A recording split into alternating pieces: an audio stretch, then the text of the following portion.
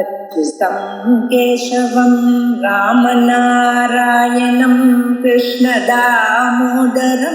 वासुदेवं हरिं श्रीधरं माधवं गोपिकावल्लभं जानकीनायकं रामचन्द्रं भजे अच्युतं केशवं सत्यभामाधवं माधवं श्रीधरं राधितं इन्दिरामन्दिरं चेतसा सुन्दरं देवकी नन्दनं नन्दजं सन्ददे। ओम श्री गुरुभ्यो नमः। जडत्व हेतु उपपत्ति இதற்கு முன்னால திருஷ்யத்துவ ஹேதுவை பத்தி பார்த்தோம்.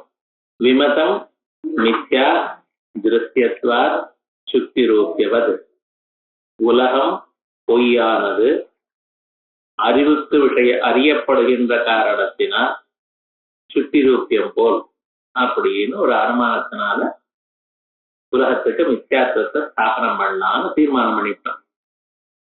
6 விதமாக அதுக்கு விகல்பம் பண்ணி எல்லாமும் சரியா வராது என்று நியாயாமிரதக்காரர் சொல்ல, அவர் சொன்னதான சமாதானம் ஒன்றும் ஏறல. எல்லா பட்சமும் சரி பண்ணலாம், ஆனா 2வது பட்சம் பலவியாபியம்ங்கிற பட்சம் மட்டும் இப்ப நாம எடுத்துக்கல அப்படின்னு சொல்லி மீதி 5 பட்சங்கள்லயும் அவன் சொன்னதான எல்லா தோஷங்களையும் பரிகாரம் பண்ணி ஸ்பஷ்டமாக இருக்கு. நிச்சயமாக திருஷ்யாத்வ ஹேதுவானது நித்தியாத்வத்தை சாதிக்க முடியும் என்று தீர்மானம் பண்ணிவிட்டோம். இந்த தீர்மானம் பண்ணதான விஷயங்கள்லாம் உங்களுக்கு இமெயில்ல வந்து சேரும். அதெல்லாம் பிரிண்ட் டைப் பண்ணி எல்லாம் அனுப்பிச்சு 2-3 நாள்ல வந்து சேரலாம். பிறகு அடுத்ததாக ஜடத்வ ஹேது. முன்னாலேயே நான் சொல்லியிருக்கேன், நமக்கு முக்கியமாக இருக்கக்கூடியதான பொருள்கள் திருக்கு திருஷ்யம்னு. இந்த திருக்கு திருஷ்யமான 2 பதார்த்தங்கள்ல திருக்குங்கிறது ஆத்மா பிரம்மம் எப்படியாவது சொல்லு. ஏன்னா ஆத்மாவை தானே பிரம்மங்கிறது. ஆத்மா ச பிரம்மா அப்படின்னு பாஷ்யம், அயம் ஆத்மா பிரம்மா அப்படின்னு உபனிஷத்துல. ஆகையால் ஆத்மாவும் பிரம்மமும் ஒண்ணுதான். இப்ப இந்த ஆத்ம பின்னமாக பிரம்ம பின்னமாக இருக்கக்கூடியதான உலகம் எல்லாம் போயிருக்கிறோம். உலகம்னு நான் சொன்னா என்ன, தோணக்கூடியதான உலகம்னு அர்த்தம். சத்தாக தோணக்கூடியதுக்குத்தான் நம்ம உலகம்னு சொன்னோம். சத்தாக தோணாதான ஒரு பதார்த்தம் அசத்துங்கிறதே அது உலகத்துக்குள்ள நம்ம பகிர்பாடு பண்ணிட்டோம், உலகத்துல தள்ளிவிட்டோம். ஸோ இப்ப நமக்கு இருக்கக்கூடியதான பதார்த்தம் என்ன, பிரம்மம்னு ஒண்ணு, உலகம்னு ஒண்ணு. இது உலகங்கள் எல்லாமே நமக்கு மிச்சான தீர்மானம் பண்ணிட்டு இருக்கு.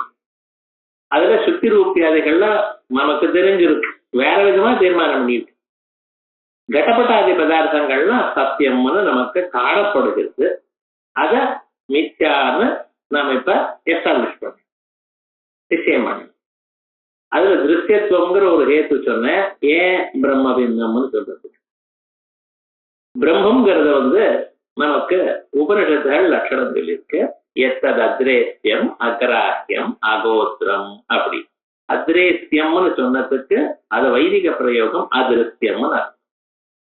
அது அதிருஷ்யமா இருக்கிறதுனால உலகம் எப்படி இருக்கணும், பிரம்ம பின்னமானது திருஷ்யமா இருக்கு. இதுல இருந்து திருஷ்யத்துவங்கிற ஒரு ஹேத்து வச்சு சொன்னோம். அதே மாதிரியே பிரம்மத்துக்கு லட்சணம் சொல்லும் பொழுது சத்தியம் ஞானம் அனந்தம் பிரம்மா அப்படின்னு. பிரம்மத்துக்கு லட்சணம் என்ன, ஞானம்.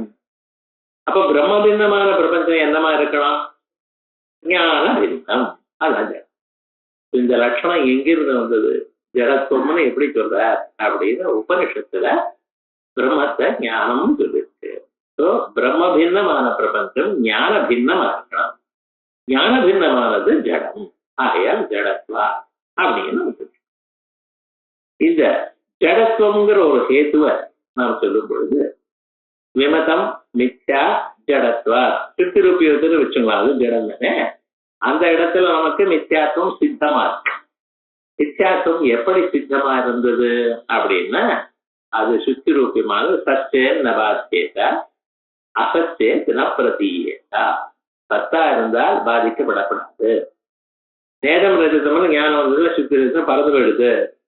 ஆகையால் அது பாதிக்கப்பட்டதுனால அது சத்து இல்லை. அது கண்ணுக்கு தோன்றதுன்னு உங்களுக்கு எப்படி தெரியும் அப்படின்னா, அவன் எடுக்க போறானோ இல்லையா, அவனுக்கு அதை எடுத்துக்கணும்னு ஒரு பிரவருத்தியாக நடக்கிறாரு. அப்ப அவனுக்கு தோணினா தான் எடுக்க போறான். பிரதீதி இருக்கும் இல்லையா? பிரதீதி இருந்தால் அதுக்கு நம்ம அசத்துன்னு சொல்ல முடியாது. சத்துவம் அல்ல, அசத்துவம் அல்ல. ஒரு பொருளே சதசத்தாக இருக்க முடியாது. அப்ப என்னவா இருக்கணும்? சதசத்து மித்யாபூதம். இத மித்யாபூதம் சுத்தி ரஜதம்ங்கிறது நமக்கு தெரிஞ்ச பிறகு அதே மாதிரியே பிரபஞ்சமும் சுத்தி மித்யாபூதம். பிரபஞ்சம் மித்யாபூதம்னு சொல்றேன். இந்த பிரபஞ்சம் எதனால மித்யாபூதம் அப்படின்னா ஜடத்துவம் இருக்கிறதுனால, ஜடமாக இருக்கிற காரணத்தினால். அந்த ஜடமா இருக்கிறதுனால அதுல ஜடத்துவங்கிற ஒரு ஹேது இருக்கு. இந்த ஜடத்துவங்கிற ஒரு ஹேதுனாலையும் உலகத்தை மித்தை என்று சொல்லலாம் அப்படின்னு நம்ம பூர்வாச்சாரியார் ஸ்தாபனம் பண்ணியிருக்கார். இந்த ஜடத்துவங்கிற ஹேதுவை நாம சொன்னதுமே அவனுக்கு பிடிக்கலையோன்னா, உலகம் சத்தியம்ங்கிறவன் அவன் உலகம் சத்தியம்ங்கிறவன அவனை பார்த்து நீங்க உலகம் பொய்ன்னு சொன்னேன்னா அவனுக்கு கஷ்டமா இருக்கு. அவன் என்ன சொல்றான்? ஜடத்துவம்னு ஹேதுவாவது மித்தியாசத்தை சாதிக்காது அப்படிங்க. ஏன் சாதிக்காது அப்படின்னு அவன் கேட்டா அவன் சொல்றான், ஜடத்துவம்னு நீங்க என்ன நினைச்சுட்டு இருக்க மனசுல அஜ்ஞாத்திருத்வத்தை ஜடத்துவங்கிறா, அஜ்ஞானத்துவத்தை ஜடத்துவங்கிறா, அனாத்மத்துவத்தை ஜடத்துவங்கிறா. ஜடம்னு நீங்க சொல்றல, இதுக்கு என்ன சார் உங்க மனசுல அர்த்தம்? அஜ்ஞாத்திருத்வம், ஞாத்திரு பின்னத்துவம், அல்லது அஜ்ஞானத்துவம் ஞான பின்னத்துவம், இல்ல அனாத்மத்துவம் ஆத்ம பின்னத்துவம். இந்த மூணுல என்ன நினைக்கிறேன் நீங்க? ஏதோ நினைக்கிறேன், உனக்கு என்ன போச்சு அப்படின்னு நீங்க கேட்டீங்கன்னா, ஐயா மூணுலயும் தப்பு இருக்கு. இந்த மூணாத்தான் நீங்க சொல்ல முடியும். ஜடம்ங்கிற ஒரு பதார்த்தத்துக்கு நீங்க என்ன சொல்லணும்? அஜ்ஞாத்திருத்துவமோ ஞாத்திர பின்னத்துவமோ ஞான பின்னத்துவமோ ஆத்ம பின்னத்துவமோ மூணு விதமா சொல்லலாம். இந்த மூணு விதமாக எதை சொன்னாலும் சரியா வரல. மித்யாத்வத்தை சாதிக்க, மித்யாத்வத்தை சாதிக்கலைன்னா ஜடத்துவங்கிற ஹேதுவான மித்யாத்வத்தை எப்படி சாதிக்கும்? ஆகையால் தாங்கள் சொல்றது சரியல்ல அப்படின்னு அவன் மேலோட சொல்லிட்டு இருக்க. ஏன் இப்படி சொல்றாய் அப்படின்னு கேட்டா அவன் சொல்றான், நீங்க விமதம் மித்யா ஜடத்வான்னு சொன்னாலும் விமதம் மித்யா ஞாத்ரு பின்னத்வா அப்படி. இந்த உலகமானது பொய்யானது. ஏன்? ஞாதாவை விட வேறானதாக இருப்பதனால். அப்படி ஞாத்ரு பின்னத்வாத்துன்னு அவன் ஏது. இவன் மேலோட பார்த்தா ஞாதா ஜீவன் இவனோட வேறாகத்தான் இருக்கு, ஆகையால் ஜடமாகத்தானே இருக்கணும் அப்படின்னு தெரியுது. ஆனா இந்த ஞாதாங்கிறது யாரு அத்வைத மத்தத்துலன்னு பாருங்க. இந்த ஆத்மான்னு நம்ம சொல்லிட்டு இருக்கோமே, இந்த ஆத்மா யாரு? பிரத்யேகாத்மா நம்ம சொல்றோமே, இந்த பிரத்யேகாத்மா யாரு? பிரம்மன் தான். அதுக்காகத்தான் சொன்ன அயமாத்மா பிரம்மா அப்படின்னு அபிநீய தர்சயத்தினார் பாஷ்யத்தில். கையை காட்டி இப்படி சொல்றலாம், அபிநயம் பண்ணி சொல்றதாம், இங்க இருக்கார் ஆத்மா, வேற எங்கேயோ இல்லை அப்படி. ஸோ இங்க உள்ள இருக்கிற ஆத்மா யாரு தெரியுமா? பரமாத்மா தான். ஏன் சுவாமி தஸ்ருஷ்வா ததேவானுப்ராவிதது, உலகத்தை படைச்சு அந்த உலகத்துக்குள்ள அவர் பூந்துட்டு இருக்கார். இப்ப வெளியில இருந்தவரோ உள்ள பூந்துண்டவரோ ஒருவரே தானே. இந்த பிரத்யேகாத்மாவும் பிரம்மமும் ஒண்ணுதானே, சந்தேகம் இல்லை. இப்ப இந்த ஞாதாங்கிறவனும் பிரம்மம்னு நீங்க சொல்றேன். ஆனா அந்த ஞாதாவானவன் அவன் எப்படிப்பட்டவன்? பிரம்மம்னு சொல்றேன். அந்த பிரம்மத்துக்கு என்ன லட்சணம் சொல்லியிருக்க அப்படின்னா, பிரம்மத்துல கர்த்திருவம் இல்ல, அகர்த்தா அபோக்தா அப்படின்னு சொல்ற. அகர்த்தா அபோக்தான்னு சொன்னா ஞாத்திருத்துவம் வருமா? ஒரு செயலும் செய்யாதவர் அவர். ஞானத்தை அறிவதுங்கிற செயலை செய்வார் அவர். அதனாலதான் ஞாத்திருத்துவம்னு சொன்னால திருச்சி பிரத்தியம். அந்த திருச்சி பிரத்தியம் என்ன சொல்றதுக்கு? கர்த்திருவத்தை சொல்ற. ஞான கர்த்திருவம், அதுக்குதான் ஞாத்திருத்துவம்னு பேர். இந்த ஞான கர்த்திருவம் ஆத்மாவனிடத்துல இருக்கோ பிரம்மத்தினிடத்துல இருக்கோ? இல்லை. அப்ப ஆத்மாவிலையும் இல்லை. இப்ப ஞான கர்த்திருவம் ஆத்மால இல்லைங்கிறத, அப்ப ஞான கர்த்திருவம் இல்லை, இந்த ஞானம் யாருக்கு சார் வருது? இது ஒரு கேள்வி. நமக்கும் அறிவு வருது, அதுல சந்தேகம் இல்லை. ஏன்னா எந்த மனுஷன் கேட்டாலும் நீ அழகா இல்லைன்னா போன கல்யாணம் பண்ணிக்க வேண்டாம். உங்கள்கிட்ட காசு இல்லைன்னு சௌக்கியமா போச்சு, நீ கடன் கேட்க மாட்டேன். ஆனா யாரையாவது கேட்டு நீ உனக்கு அறிவு இல்லைன்னு கேட்டு பாருங்க, முதல்ல அடிச்சு விடுவோம். ஏன்னா இவன் தன்னை அறிவுன்னு நினைச்சுட்டு இருக்கான். எந்த மனுஷனுக்கும் தன்னிடத்துல அந்த அறிவு இருக்குங்கிற ஒரு நிச்சயமான புத்தி. அறிவு இல்லையா கோபம் வருது இல்லையோ. இப்போ எனக்கு அறிவு இருக்குன்னு நாம எல்லோரும் நினைக்கிறோம். ஆனா வஸ்துதா நமக்கு அறிவு இல்லை. ஏன்னா அறிவு ரூபம் நம்ம. இப்ப அறிபவது யாரு? நிஜமாகவே நமக்கு அறிவே நம்ம ஸ்வரூபமா இருக்கு அப்படின்னா அறிந்து கொண்டே நாம் இருப்போம்னு சொன்னா தூக்கத்தில் நமக்கு அறிவு வரணும். தூக்கத்தில் நாம் இருக்கோமோ இல்லையா? அப்ப அறிவு வரணுமே. இப்ப அறிவு வரலன்னா என்ன அர்த்தம் தெரியுது? நம்ம பேசிக் குவாலிட்டி அதுக்குள்ள ஏதோ ஒண்ணு இருக்கு நம்மகிட்ட. நான் ஏதோ சுத்தமான ஒரு பிரம்மத்தை சொல்றேட, அதுல அறிவு இல்லை. அப்ப அறிபவது யாரு நமக்குள்ள அப்படின்னா இந்த சிதச்சித் கிரந்தின்னு சொல்லுவோம், அல்லது அகம் பதார்த்தம்னு அகமர்த்தம்னு வச்சுக்கோம். இந்த அகமர்த்தம்னு ஒண்ணு இருக்கு. ஆத்மாவும் அனாத்மாவும் சேர்ந்ததான ஒரு முடிச்சு.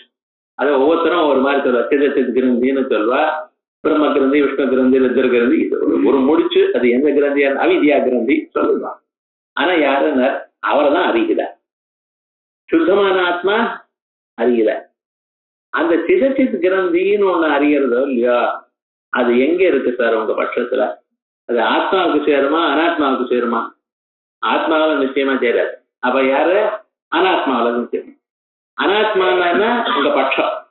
பட்சம்னா வேற you are going to prove. எங்க மித்யாத்வத்தை சாதிக்கிறீடோ அந்த இடத்துல அது இருக்கு. அந்த அந்த அஜ்ஞாத்திருத்துவம்ங்கிறது நீங்க என்ன சொல்றீடோ அந்த லட்சணத்துல. ஆனா உங்க மதத்துல அந்த சிதச்சித் கிரந்திங்கிறதோ அதுதான் அகமர்த்தம்ங்கிறது. அது என்னாச்சு? பட்சத்துக்குள்ள இருக்கு. பட்சத்துக்குள்ள இருக்கிறதுனால விமதம் மித்யா ஞாத்ரு பின்னத்வா. அதான் இப்போ உங்க அனுமானம். ஜடத்வாத்துன்னு சொன்னா என்ன அர்த்தம்? ஞாத்ரு பின்னத்வா. உலகம் பொய், ஞாத்ரு பின்னமா அறிபவனோட வேறாக இருப்பதனால். சரி, ஆனா இந்த உலகத்துக்குள்ளே இந்த அறிபவன் ஒருத்தர் அகமர்த்தம் இருக்கா இல்லையா? அது உலகத்துல தான் இருக்கு, ஆத்மாவிலையும் இருக்கு இல்லையே. அப்ப அந்த அகமர்த்தம்ங்கிறது உலகத்துல இருக்கும் பொழுது அதுல ஞாத்திர பின்னத்துவம் வரல. ஏன்? அதுக்கு அதானே அறிகிறது. அப்ப என்ன சுவாமி ஆயிடுதுன்னார், அது ஞாத்திர பின்னத்துவங்கிற ஒரு ஹேது நீங்க சொல்லக்கூடியதான ஹேது அதுல இல்லாததால, பட்சத்துல பட்சைக தேசத்துல ஹேது இல்லாததால பாகா சித்தி, ஒரு பாகத்தில் 100 இடங்கள்ல ஒரு இடத்துல வச்சுருப்போம். அதுல அந்த பதார்த்தமானது சித்திக்கல, ஹேது சித்திக்கல. தேர்ஃபோர் இந்த தோஷத்துக்கு என்ன பேரு? பாகா சித்திங்கிற ஒரு. அதனால ஞாத்திர பின்னத்துவங்கிற ஒரு லட்சணம் சொல்ல முடியாது. இன்னொன்னு பாருங்க, சுத்தாத்மா இருக்காரு சைத்தன்யம். அந்த சைத்தன்யம் அறிகிறதோ? அறியப்படாது. சைத்தன்யம் என்னைக்கும் எதையும் பண்ணப்படாது. பண்ணினா என்ன ஆகும்? அதுவும் அழிஞ்சு போயிடும். ஒரு வேலையும் செய்யப்படாது. எங்க ஆத்து மாமா மாதிரியும்பா ஒன்றும் பண்ண மாட்டார். காலப்படும் பேப்பர் அவர் காரியம் பண்ண மாதிரி வீட்டுக்கு ஹெல்ப் பண்றதே கிடையாது. பிரம்மம்னு அப்படித்தான்.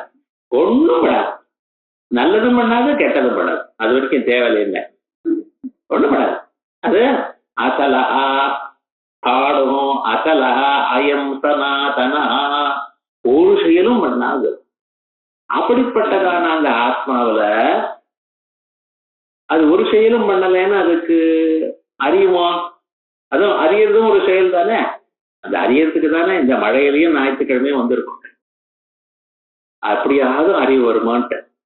ஆனா நிச்சயமா இன்னைக்கு வந்த வாழ்க்கெல்லாம் பகவத் அனுகிரகம் உண்டு, ஸ்பெஷல் அனுகிரகம். ஏன்னா இவ்வளவு கஷ்டத்திலையும் வந்திருக்கோம் பாருங்க.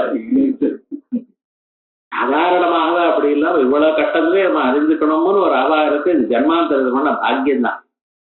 ஏன்னா ஈஸ்வர அனுகிரகாதேவ அவள ஜனங்களுக்கு அந்த அத்வைத வாசனா, சித்தி வாசனை, அத்வைத சித்தி வாசனை. அத்வைத வாசனையே எப்படி இருந்ததுன்னா வாசனை பாக்கியத்துக்குலாம் வரல, சித்தி வாசனை இது வரணும்னா அதான் இல்லைன்னு வர. அதனால அவ்வளவு விசேஷம். அப்படிப்பட்டதா அந்த சுத்தாத்மா இருக்கே அது சத்தியம். ஆனா அந்த சத்தியமான மிச்சை இல்லாத சுத்தாத்மாவிலையும் உங்க ஹேது அங்க இருக்கு. என்ன ஞாத்திரு பின்னத்துவம் அப்படிங்கிற ஹேது. அதுவும் அறியலையோன்னா ஞாதா இல்லையோன்னு சுத்தாத்மா. ஸோ மிச்சாத்வம் இல்லாததான சுத்த பிரம்மத்துல இந்த ஹேது போனா அப்ப என்ன தோஷம்? விசாரம். எப்படி சார் இந்த பட்சத்தை எடுத்துருக்கிறேன் நீங்க? என்னமோ சொல்றீங்களா ஜடத்துவம் ஜடத்துவங்கிறேன். அந்த ஜடத்துவமானது ஜடத்துவ ஹேதுவானது அஜாத்திருத்துவம்னு தாங்கள் சொன்னீழையானால் எப்படித்தான் சொல்றேன்னு புரியலையே. ஒண்ணு அது அகமர்த்தமா அப்படின்னு கேட்டேன்னா அந்த அகமர்த்தத்துல ஞாத்திர பின்னத்துவம் இல்லாதனாலையும் அது பட்சத்துல இருக்கிறதுனாலையும் ஆகாசித்தின்னு ஒரு தோஷம். சுத்தாத்மாவில அது ஞாத்திர பின்னத்துவம் இருக்கு, அது ஞாத்தா இல்ல, ஆனா அது சத்தியமா தான் இருக்கு, மித்யாபூதமா இல்லையே. அப்ப அது என்னாச்சு? விபச்சார தோஷம் வருது. ஆகையால் இந்த அஜ்ஞாத்திருத்துவம் ஞாத்திர பின்னத்துவம்னு சொன்னா முதல் பட்சம் சரியா, இந்த பட்சம் தான் சரியா இல்ல. ஒருவேளை நீங்க அஜ்ஞானத்துவம்னு எடுத்துக்கிறீங்களா? ஏன்னா ஞானம் பிரம்மா, சத்தியம் ஞானம் அனந்தம் பிரம்மா, திருக்குறள் ஞானம் பிரம்மா. அந்த ஞானம்னா ஞப்தின்னு அர்த்தம். நம்ம ஞானத்தை வேதாந்தத்துல ஞானம்னா நீங்க என்ன சொல்லணும்? சாதாரணமான ஞானம்னு சொன்னா விருத்தி ஞானத்தான் ஞானம் சொல்லணும். விருத்த ஞானத்துவ உபசாரா, அந்த கரண விருத்தியில ஞானத்துவமா ஔபச்சாரிகமாக சொல்லிட்டு இருக்கோம். ஆனா இங்க ஞானம்னு சொன்னா ஞப்தி சுத்தம். அஜானத்துவம்னு சொல்றேல, ஞான பின்னத்துவம்னு சொல்றேல, அதை எடுத்துக்கிறீங்களா அப்படின்னு சொன்னா நீங்க அத்வைத மதத்துல ஞானம்னா எதை சொல்லிட்டு இருக்க? விருத்தி உபரக்த சைத்தன்யம், விருத்தியுடன் கூடினதான சைத்தன்யம். மனோச்சுன்ன சைத்தன்யத்துக்கு தான் ஜானாத்தியர்த்தம்னு சொல்ல போறேன். இந்த மாதிரி அந்த பரிபாஷையை கொஞ்சம் கொஞ்சம் சேர்க்கணும். என்னைக்காவது நீங்க பிரம்மானந்தத்தை வாசிக்க ஆரம்பிச்சிடலாம். மனோச்சுன்ன சைத்தன்யம் தான் ஜானாத்தியர்த்தம்னா. ஜானாத்தியர்த்தம்னா ஞானம்னு அர்த்தம். இப்போ தாத்து நிர்தேசேன ஜானாதி அப்படின்னு சொன்னா ஞாதாத்துன்னு அர்த்தம். அதனால ஞாதாத்துவனுடைய அர்த்தம் என்ன? மனோச்சுன்ன சைத்தன்யம். மனோச்சுன்ன சைத்தன்யம் என்ன? அந்த கரண விருத்தி பிரதிபிம்பித்த சைத்தன்யம் இருக்கட்டும் ஏதோ. இப்ப நம்ம ஞானம்னு சொன்னா எதுக்கு சொல்ல போறோம்? விருத்தியோட கூடினதான விருத்தியில பிரதிபலித்த சைத்தன்யத்துக்கு தான் ஞானம்னு பேர். ஸோ இந்த விருத்தியில பிரதிபலித்த சைத்தன்யம், விருத்தியோட கூடினதா சைத்தன்யம், இதுதான் ஞானம் நமக்கு. அப்ப கேவலமான விருத்தி ஞானம் சார். பாலும் சர்க்கரையும் டிகாஷனும் கலந்தா அதுக்கு காஃபின்னு பேர். பால் மட்டும் வச்சுட்டு அந்த காஃபி சாப்பிட்டா போல கணக்கா? இல்ல சக்கரை மட்டும் வாயில போட்டா காஃபி சாப்பிட்டா போல கணக்கா? இல்லையோன்னா அப்ப என்ன காஃபின்னு என்ன அர்த்தம்? இந்த மூணும் கலந்த மிக்சருக்கு தான் காஃபின்னு பேர். அதே மாதிரியே விருத்தியும் சைத்தன்யமும் சேர்ந்தாதான் ஞானம். சேராம விருத்தி மட்டும் இருந்தது, சைத்தன்யம் வரலன்னு வச்சுக்கோ, அது ஞானம்னு சொல்லுவா? ஞானம் மட்டும்தான் இருக்கு, விருத்தி சம்பந்தப்படலை, அது ஞானம்னு சொல்லுவா? இல்ல. அப்ப உங்க மொத்தத்துல நீங்க ஞானம்னு சொன்னா என்ன பேரு? விருத்தி உபரக்த சைத்தன்யம், விருத்தியோட கூடின சைத்தன்யம் ரெண்டும் சேர்ந்தாதான் ஞானம்னு பேரு. அப்ப கேவலமான விருத்திக்கு, கேவலமான விருத்தி தமிழ் கேவலம் இல்ல, சுத்தமான சைத்தன்ய சம்பந்தம் இல்லாதான விருத்தி, விருத்தி மட்டும் ஞானமாகாது, சைத்தன்யம் மட்டும் உங்க மொத்தத்துல ஞானமாகாது. இதுவும் இல்லை அதுவும் இல்லை, இவருக்கும் இல்லைன்னா அவருக்கும் இல்லை. அவ்வளவு. இப்ப விருத்திக்கும் ஞானம்னு பேர் இல்ல, சைத்தன்யத்துக்கும் ஞானம்னு இல்லை. இப்ப இந்த விருத்தியானது பட்சத்துக்குள்ள இருக்கு. பட்சம்னு கவலைப்படாதுங்க, உலகம்னு அர்த்தம். இது வரைக்கும் பட்சம்னு சொன்னா அப்படி கொஞ்ச நாள் அதை கொஞ்ச நாள் உங்களுக்கு சொன்னோம். விபட்டம்னு என்னது, பட்டதா வச்சதுன்னு என்ன, இப்படி எல்லாம் சொல்லுது. விமத்தம்னு மெல்லமா சொல்லுவோம். அப்புறம் பிரம்ம பிரமாதிருத்த பிரமாபாத்தியன பிரதித்தியம் இப்படின்னு சொல்லி அதுல ஒரு லட்சணம் ஒரு விசேஷம் போட்டா போறோம், 2 விசேஷம் போட்டா போறோம். பட்டபாஸ்கர மதம்னு ஒரு மதம் இருக்கு, அது 3 விசேஷம் என்னமோ சொல்லிட்டு இருக்கோம். ஆனா இப்ப நம்ம புரிஞ்சுக்கிறதுக்கு அது என்ன, ஒவ்வொரு தரம் அத்தனையும் சேர்ந்தா மனசுக்கு தாரணம் பண்றது கஷ்டமா இருக்கும். பட்சம்னு சொன்னா உலகம்னு அர்த்தம். இந்த உலகத்துக்குள்ள விருத்தி இருக்கா இல்லையா? நிச்சயமா இருக்கு. அந்த உலகத்துக்குள்ள விருத்தி இருக்கு. நீங்க சொன்னது விமதம் மித்யா ஞான பின்னத்வா, விமதம்ங்கிறதுக்குள்ள விருத்தி இருக்கு. அப்ப விருத்தி மித்யா ஞான பின்னத்வா அப்படின்னு. ஞான பின்னத்துவம் விருத்தியில இருக்கோ இல்லையோ? இருக்கே. அப்ப என்னாச்சு? ஒரு தோஷமும் இல்லை, தெரியப்படுது. ஆனால் இதே மாதிரியே சைத்தன்யம் மித்யா ஞான பின்னத்வாதுன்னு சொன்னா சைத்தன்யத்துல மித்யாத்துவம் இல்லை. ஆனா என்ன எடுத்த ஞான பின்னத்துவம் இருக்கு. ஞானம் இல்லையே, இப்பதான் சொன்னேனே ஞானம்னா அந்த ஞப்தி ஞானத்தை எடுத்துக்கூடாது. இங்க நம்ம மதத்துல ஞானம்னா என்ன, அத்வைத்தி மதத்துல விருத்தி பிரதிபல் விருத்தியும் சைத்தன்யமும் சேர்ந்ததுக்கு தான் ஞானம்னு. வெறும் சைத்தன்யத்துக்கு ஞானம் இருக்கா? இல்ல. சைத்தன்யத்துல மித்யாத்துவம் இல்ல, ஆனா அந்த இடத்துல ஞான பின்னத்துவம் இருக்கு. மித்யாத்துவம் இல்லாத இடத்துல ஞான பின்னத்துவம் இருந்தால் அதுக்கு என்ன சொல்வோம்? விசாரங்கிற தோஷம் சொல்வோம். அப்படிரும் அஜானத்துவங்கிற ஒரு பட்சம் தான் ரொம்ப நன்னா இருக்குன்னு சொன்னா அதுவும் போயிடுது. ஜடத்துவம்னு என்ன அர்த்தம்? ஞாத்திர பின்னத்துவம்னு சொல்ல முடியல, ஞான பின்னத்துவம்னு சொல்ல முடியல. இந்த ரெண்டும் இல்லாத போனால் சரி, மூணாவது பட்சம் இல்லாத எடுத்து போயிடா அனாத்மத்துவம்னு சொல்லுவிடா அப்படின்னு கேட்டா நான் ஏன்னா பிரம்மம்னா ஆத்மா, ஆத்ம பின்னம். ஆத்ம பின்னம் உலகம்னா ஆத்ம பின்னமா இருக்கு. ஆகையால் ஆத்ம பின்னத்துவம் நம்ம சொல்லலாமோ அப்படின்னு நீங்க நினைச்சா அதுவும் சொல்ல முடியாதுங்கிற பூர்வபட்சம். ஏன்னா அனாத்மத்துவம்னு என்ன அர்த்தம்? ஆத்ம பின்னத்துவம். ஆத்ம பின்னத்துவம்னு நீங்க சொல்றீங்களா, ஆத்ம பிரதியோக பேதவத்துவம் இருக்கு. இந்த ஆத்ம பின்னத்துவம் நீங்க சொல்றீங்கள, இதுல ஆத்ம பின்னத்துவம்னா ஆத்மான்னு என்ன தெரியலையே. ஆத்மத்துவம்னு என்னது?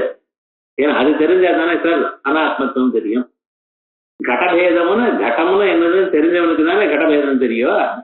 கடங்கிற பதமே தெரியாதவனுக்கு எப்படி தெரியும்? அனாத்மத்துவம்னு சொன்னா அந்த அனாத்மத்துவம்னு ஆத்ம பின்னத்துவம், அந்த பேத பிரதியோகியா இருக்கக்கூடியதான இந்த ஆத்மாவை தெரிஞ்சாதான் ஆத்ம பின்னத்துவம் தெரியும். இந்த ஆத்மாங்கிற பதத்துக்கு என்ன அர்த்தம் தெரியலையே. அப்படின்னா ஆத்மான்னு ஒரு ஜாத்தின்னு வச்சு அப்படின்னா தத்தின ஜாதி விசேஷா. இந்த ஆத்மத்துவங்கிற ஒரு ஜாதி இல்லை. கடத்துல இருக்கிற ஜாதிக்கு என்ன பேரு? கடத்துவம். படத்துல இருக்கிற ஜாதிக்கு படத்துவம்.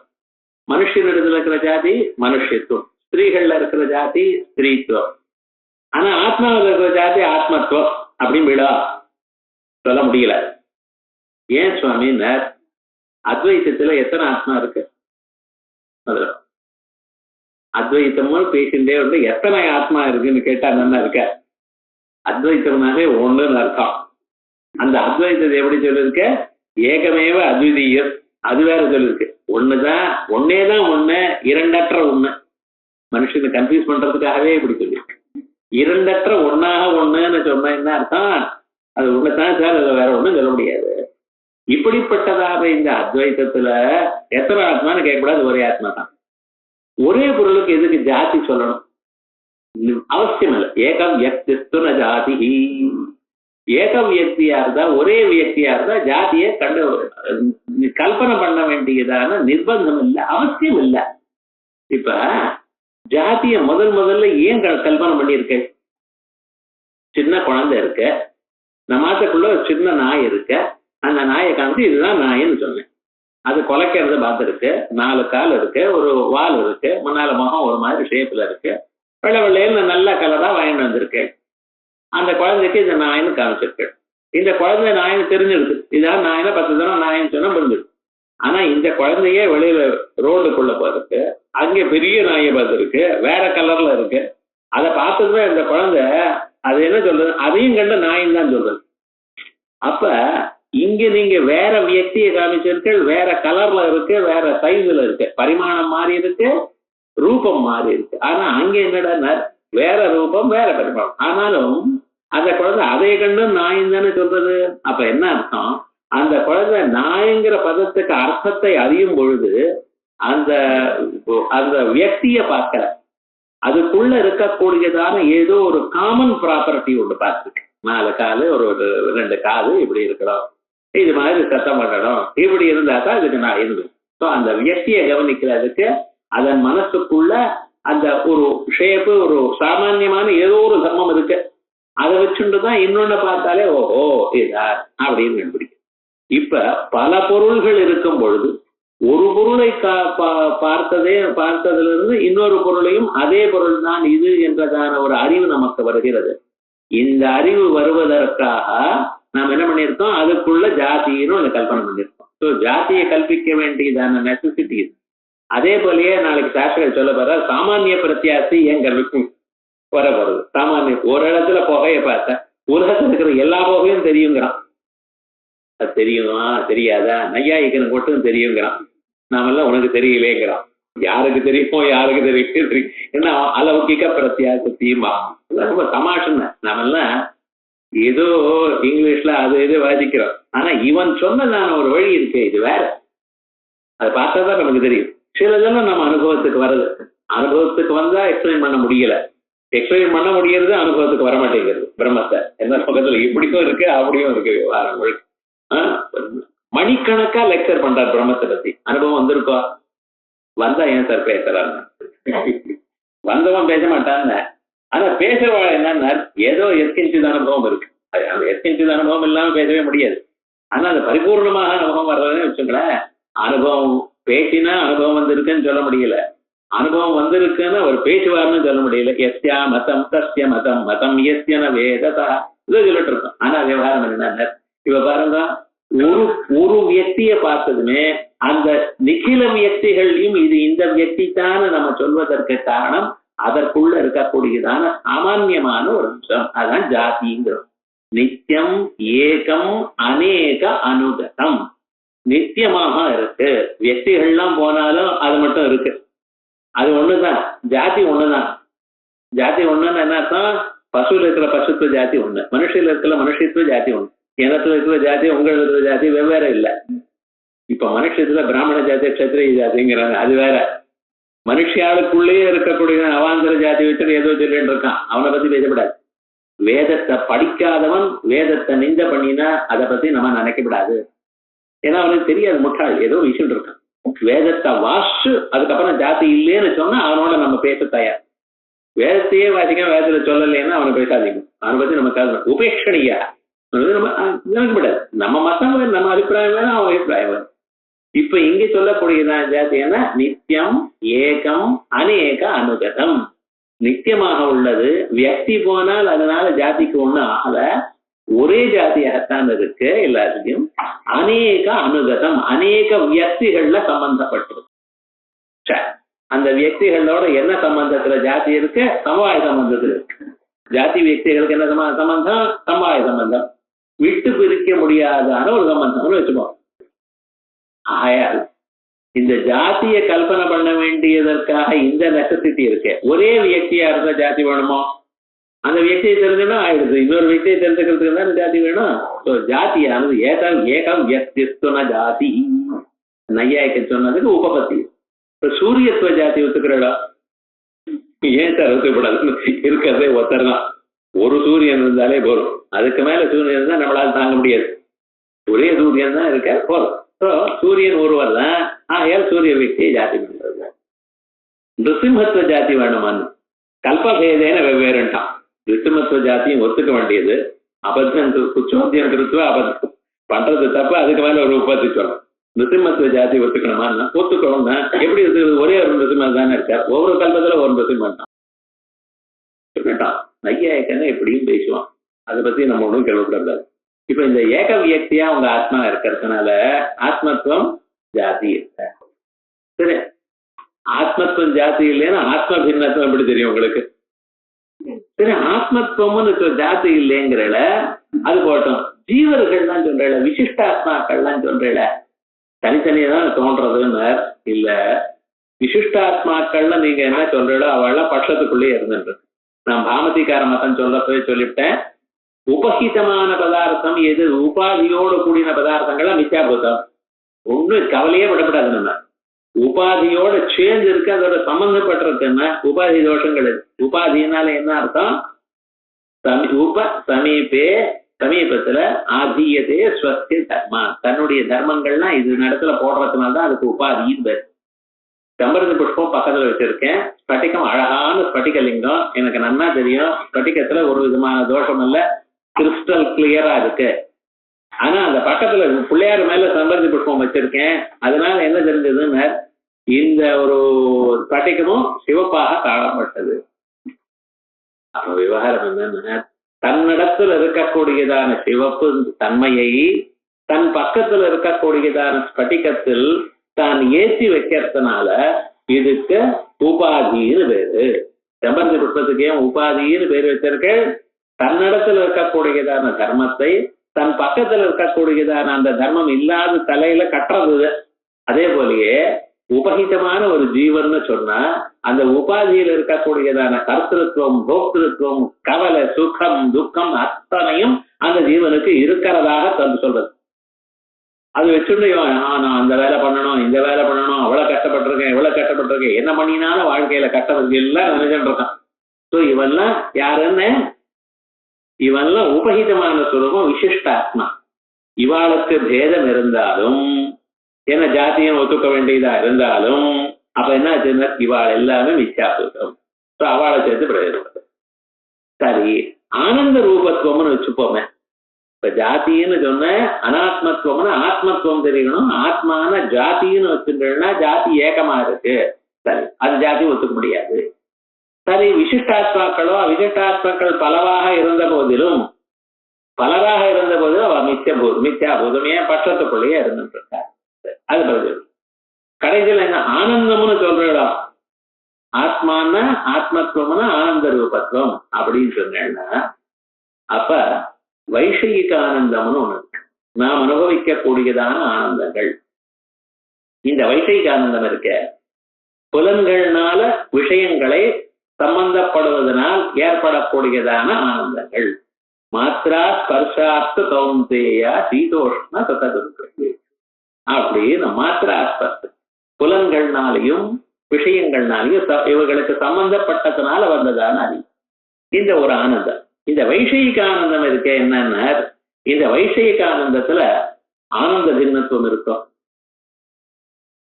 அதான் ஆனந்தம்னு பேர் வச்சு விட்டது ஆனந்த பின்னத்துவம். அதனால என்னடா ஆச்சுன்னா ஹேதுவே சித்திக்கல. முன்னால ஹேத்து சித்திக்கல, அதனால பாகா சித்திங்கிறதோட பழைய மாதிரி வருது. இல்ல சுவாமி, அதுவும் ஆனந்தம்னு சொல்வேடையா, நான் அதுவும் ஆத்மான்னு சொன்னேன்னா அப்ப என்ன ஆச்சுன்னா ஆத்ம பின்னத்துவங்கிறது அஜ்ஞான பட்சத்துல என்ன சொல்லும்? கேவலமான விருத்தியோ கேவலமான சைத்தன்யமோ ஆத்மா இல்ல. அதனால என்ன ஆச்சுன்னா அது ஆனந்தம் இல்லை அப்படின்னு எடுத்து. ஏன்னா ஆனந்தம்ங்கிற பதத்துக்கு விருத்தி விசிஷ்ட சைத்தன்யம் தான் ஆனந்தம் நமக்கு. ஆகையால் என்ன ஆச்சுன்னா கேவலமான விருத்தியில தோஷம் இல்லாத போனாலும் கேவலமான சைத்தன்ய ஸ்வரூபத்துல விசாரம் வந்து சேரும். ஆகையால் நீங்க இந்த ஜடத்தை எப்படி சொல்ல போறீங்க? ஜடத்துவத்தை அஜ்ஞாத்திருத்துவம்னு சொல்ல போறீங்களா, இல்ல அஜ்ஞானத்துவம்னு சொல்ல போறீங்களா, அனாத்மத்துவம்னு சொல்ல போறீங்களா? இந்த மூணு பட்சத்துல எந்த பட்சம் எடுத்துட்டாலும் தோஷம் வருது. நாலாவது விதமாக உங்களால சொல்ல முடியாது. ஆகையால் ஜடத்துவங்கிற ஒரு ஹேத்து சித்திக்கல. ஜடத்துவங்கிற ஹேத்துனால நிச்சயார்த்தத்தை உங்களால ஸ்டார்ட் பண்ண முடியாது அப்படின்னு வந்ததுன்னு என்ன சொல்ற? அஜ்ஞாத்திருத்துவங்கிற ஒரு பட்சத்தை விட்டுருங்க, அனாத்மத்துவமும் அப்புறம் அஜ்ஞாத்திருத்துவங்கிற பட்சம் விட்டுருங்க, அஜ்ஞானத்துவமும் அனாத்மத்துவமும் எடுத்துருங்க. அது சரி பண்றேன்ட்ட. அப்ப என்ன? மைவம் த்விதீய திருத்தீய பட்சயோகோ தோஷாபாவா. ஏன் சார் அந்த பட்சம்? அப்ப முதல் பட்சம் தோஷமான்னா முதல் பட்சமும் தோஷம் இல்லை, முதல் பட்சமும் சரி பண்ணுவேன், ஆனா நான் எடுத்துக்கிறேன். ஏன்னா அதை சரி பண்றதுக்கு கொஞ்சம் கஷ்டம், வேற விதமா சொல்லணும். இந்த ரெண்டையும் காமனா நான் சரி பண்ணிவிடுவேன். ஸோ லட்சணத்தை சரி பண்றதுங்கிறது இருக்கு பார்த்தீங்களா, அது ரெண்டாவது மூணாவது பட்சத்துல ஒரு வகையா சரி பண்ணலாம். ஆகையால் ரெண்டாவது மூணாவது பட்சங்கள் மட்டும் நாங்க எடுத்துக்கிறோம். முதல் பட்சம் அது வேற விதமா சொல்லிடும், அதுக்காக இப்ப எடுத்துக்கல அப்படி. ஆகையால் த்விதீய திருத்தீய பட்சயோகோ தோஷாபாவா. இங்க மைவம்னு சொன்ன இப்படி இல்லை அப்படின்னு என்ன அர்த்தம்? எப்படி வேற விதமா நான் சொல்லுவேன்னு அர்த்தம். அதனால முதல் பட்சம் மட்டும் எடுத்துக்கல, ரெண்டு மூணாவது பட்சங்களை சரி பண்றோம். இந்த ரெண்டாவது மூணாவது பட்சத்தில் எடுத்துக்கிறது ஒரு வழி நான் சொல்லிவிட்டேன். பிரம்ம பின்ன ஞான பதஜன்ய தீமுக்த விசேஷ பின்னர்த்தம். ஞான பதத்தினால என்ன அர்த்தம் புரியுறதோ, ஞான பதத்துக்கு என்ன அர்த்தம் நான் சொன்னேன், விருத்தி விசிஷ்ட சைத்தன்யம். ஞான பதத்துக்கு என்ன அர்த்தம்? விருத்தியோட கூடிய சைத்தன்யம். இந்த ஞான பதத்துக்கு அர்த்தம் விருத்தி விசிஷ்ட சைத்தன்யம். அதுல முக்கிய விசேஷம் எதுவா இருக்க? எது கடைசியில இருக்க? சைத்தன்யம். விருத்தி விசிஷ்ட சைத்தன்யம் வச்சுப்போம். அதுல கடைசியில இருக்கிறது என்ன? அதான் விசேஷம். கடைசியில கருப்பான குடம், குடத்தை தானே கடைசியில வச்சுக்கணும், இப்படி வழக்கம். ஆனா இப்படியே நினைக்கிறேன் சில அப்படின்னு பேசுவேன். சம்ஸ்கிருதத்துல விசேஷமாவே காமச்சாராம்போ. ஆனா ஜெனரலா இப்ப என்ன சொல்றோம், விசேஷமான கடைசியில் இருக்குதுன்னு வச்சுப்போம். ஸோ ஞான பதத்துக்கு விருத்தி விசிஷ்ட சைத்தன்யம். அது முக்கிய விசேஷம் என்ன? சைத்தன்யம், சுத்த பிரம்மம். அதனுடைய பேதம் என்ன? அதான் சொல்றது. ஞான பதஜன்ய தீ முக்கிய விசேஷ பிரதியோக பேதவத்வம் அப்படின்னு சொன்ன சைத்தன்யம் அல்ல. அஜானத்துவங்கிறது அதேதான். இது சொல்றது எப்படி சொல்லுவோம். ஞான பதஜன்ய தீ முக்கிய விசேஷ பிரதியோக பேதவத்வங்கிறது தான் ஹேது. அந்த ஹேது சொன்னா ஒரு தோஷமும் வராது அப்படின்னு நம்ம சொல்ல போறோம். இதுதான் ஜடத்துவம். அவ்வளவுதான் ஆயிடுது. தெரிஞ்சுக்க வேண்டியது தோஷங்கள், அது சமாதானம். ஆனால் அதுக்கு பிறகு அவன் வேற தோஷங்களை சொல்ல போறான். அந்த தோஷங்கள் ரொம்ப இன்ட்ரெஸ்டிங்கா இருக்கும். ஏன்னா நீரும் மோட்சத்தை அடையல, நானும் அடையல. ஆனா விவகாரம் என்ன, மோட்சத்துல இப்படி இருக்குமேன்னு அவன் சந்தேகத்தை கலப்புறான். அது இல்லைன்னு பதில் சொல்ற. மோட்சத்தை யாரும் அனுபவிக்கல சொல்லிவிட்டேன். ஆனா விவகாரம் என்ன, மோட்சத்தையில அப்படி வருமே, இந்த தோஷம் வருமேங்கிறான். அதெல்லாம் ஒண்ணும் வராதுன்னு அப்படின்னு இவர் சமாதானம் கொண்டு வர்ற. ஆனா நமக்கு மோட்சம் வந்த அன்னைக்குதான் நம்ம பார்க்கணும். அது என்னென்ன கேள்வி கேட்க போறா, என்ன சமாதானம் சொல்ல போறோம், இதை அடுத்த கிளாஸ்ல